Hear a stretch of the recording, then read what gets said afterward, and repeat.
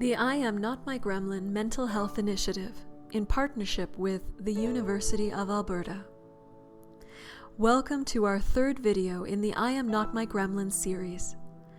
Instead of asking what does it remind you of, as we did in our last video, and focusing on naming it, this is where we start to focus on what does your gremlin actually look like.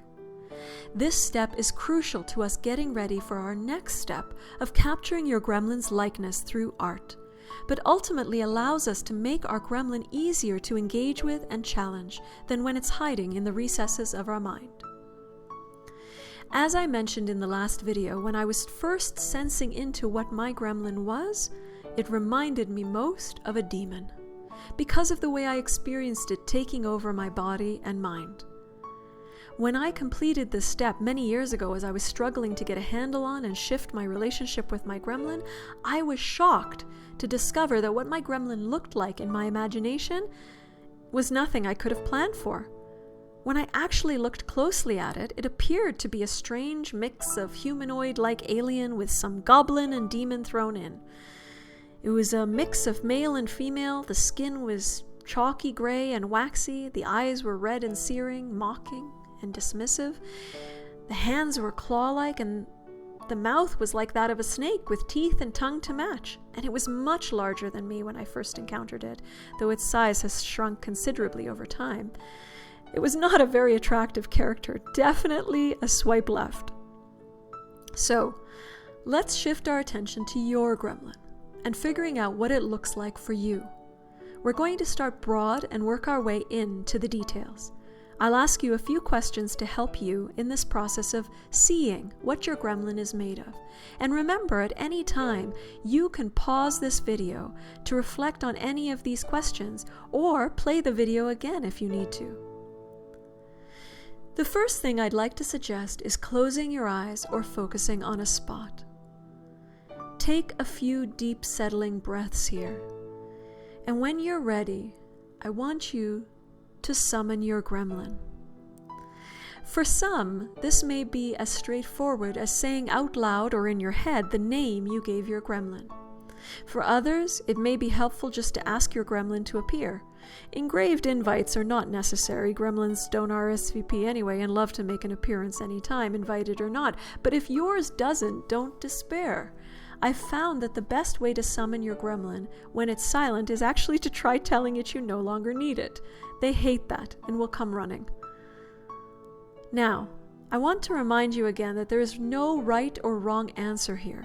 There is no one way gremlins appear, and yours can look completely unique to you, or it may be similar to other gremlins. Again, there's lots of room here. So let yourself be open to what your imagination generates that fits for you. And keep in mind that some of us are visual and may notice most what our gremlin looks like, while others of us may be more focused on the sounds generated by our gremlins.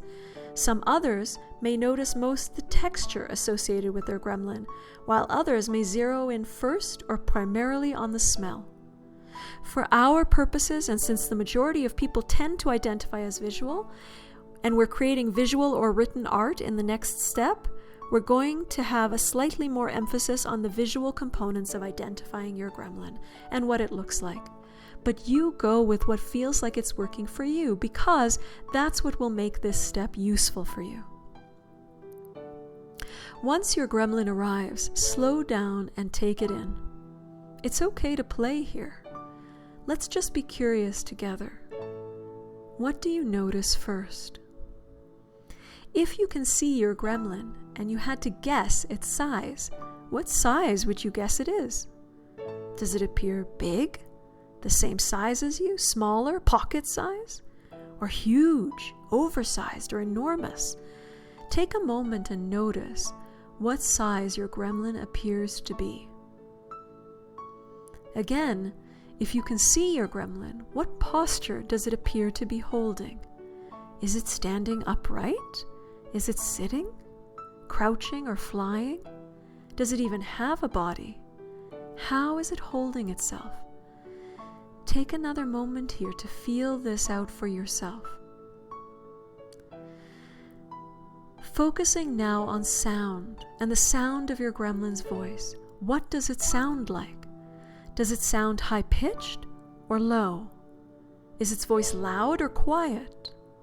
Does it speak solely in words or in another sound, like a roar or a snicker or a scream? What's the tone and timbre of its voice? Does its voice sound somber or menacing or threatening, sarcastic or snide, arrogant or haughty, teasing, or something else? Does the voice have any particular gender? Does it sound female or male? Gender neutral or both genders? Does the voice sound like any particular age? Does it sound adult or young or elderly or of no particular age? Coming back again to if you can see your gremlin, does it appear to have any particular gender? Does it appear female-like, male-like, feminine, masculine, gender neutral, or both genders? Coming now to texture and the way the surface of your gremlin appears to look and feel to your touch, assuming you ever wanted to get close enough to touch it. Take a look at your gremlin's external surface. What kind of texture does it appear to have? Does it appear to be covered in skin like you are? And if yes, what color is the skin? Is it marked in any way, say with scars or tattoos or other markings? Is your gremlin only made of bones? And if so, what kind of bones? Alternatively, does your gremlin have scales of some kind, or feathers, or hair, or fur? Is it in some places or all over? Is it thick or thin? Or patchy? Sometimes gremlins appear to be made of mostly fabric. If that's your gremlin, what type of fabric is it made of? What does it feel like? What color is it? And is it covering all of your gremlin or just parts? Is your gremlin ephemeral in some way? Transparent or translucent, ghost or spirit-like? What does that appear like to you? What does it feel like to be near it? Coming back now to the visual. Does your gremlin have a face? And if so, does it have eyes? And if yes, what kind of eyes does it have? What shape are they? Are they large or small? What color are they? Does your gremlin have eyebrows? What about a nose? Does your gremlin have one? What size is it? What does it look like? Does your gremlin have a mouth of any kind? Given how chatty gremlins are, chances are yes, but really look to see if that's true of yours. How big is its mouth, if it has one? What does it look like? Do you see any teeth? A tongue? Step back and take in the face as a whole, if your gremlin has one. What's the expression on your gremlin's face? Anger? Surprise? Shock? Or is it dismissal, disgust, or indignation? Does your gremlin look sneering or calculating? What is your gremlin doing with their face? Finally, there are some gremlins that emanate a smell. Does yours? What does it smell like? Does it smell like a specific perfume or cologne or a certain food or drink? Does it smell like something enticing, all the better to draw you in with? Or does it smell repulsive or bad? Do you recoil from the smell or find yourself pulled towards it? Sometimes when I do this work, people will tell me that their gremlin lives in the darkness and that it's hard to see. And if that is the case for you, that's absolutely okay. You have some options here.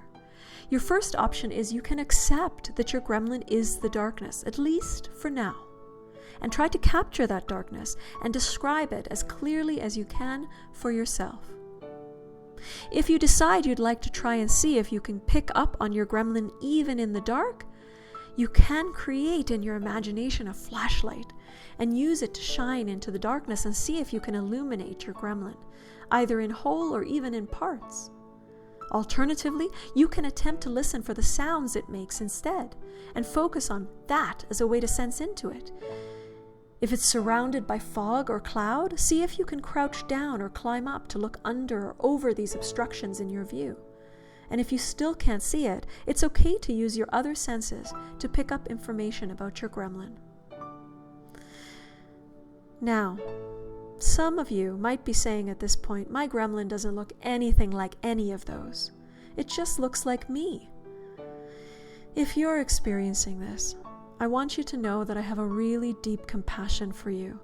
It is really that much harder to think about separating from your gremlin when the voice feels like it's just always been you and who you are.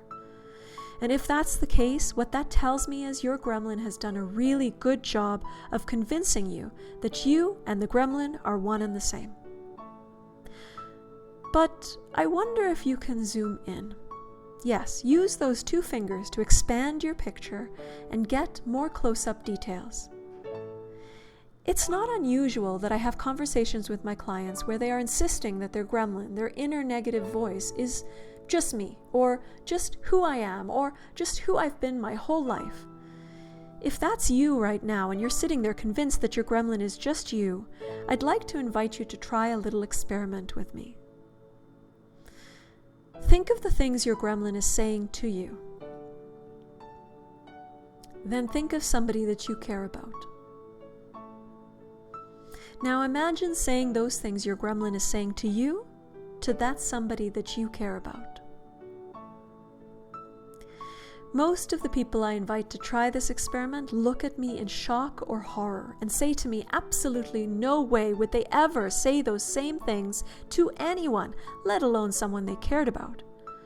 Now, if you're still thinking that your gremlin is just me and that's just how I talk to myself, then I am further intrigued and invite you to be curious with me. What you're telling me is that there is a part of you that can hold compassion and kindness and deep empathy for someone you love. But when it comes to you, then this other voice or part shows up that doesn't have compassion, that is quite unkind or cruel. How do we reconcile this? What you're telling me is that the negative critical part, the gremlin, is just who I am. So how do you reconcile the fact that you have this other compassionate and kind part in you too? How do you make sense of that? How do you explain these 2 parts existing within you? Could it possibly be that there is more than just one part that makes up who you are? Who are you if you're not just the negative part? If that's the case, if it's not just who you are, then I would encourage you to look really closely at your gremlin, even if that image still happens to look like you, and look for the seams.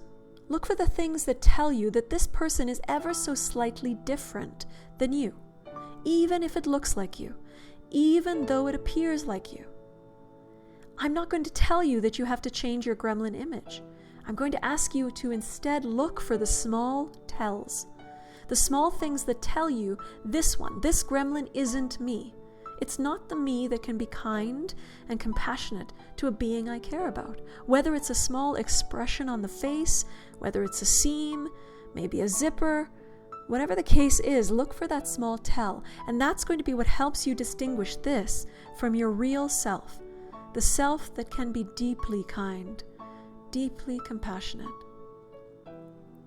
Among my clients, at times, their gremlins have been colossal and tentacled, thrashing stories above ocean waves, or scaly and smug, taking up the whole room we were in. Sometimes they've been like a mirror image, almost tricking us except for the small details, helping us to tell the difference. Other times they were hovering in the air above us, more ethereal, dark, and threatening, or crouched down and watchful while they sneered, or pint-sized and sitting imperiously with their feet dangling while they lectured. I have been truly privileged to be introduced to many gremlins. No matter how long they've existed or how much pain these gremlins have caused, however, I have yet to encounter any as courageous as their hosts. By now, you should have a clear sense of what your gremlin looks like, the name you want to call it, and how it makes you feel. Join me in the next video where I'll guide you through making your unique gremlin art to capture the likeness of your own gremlin. See you there.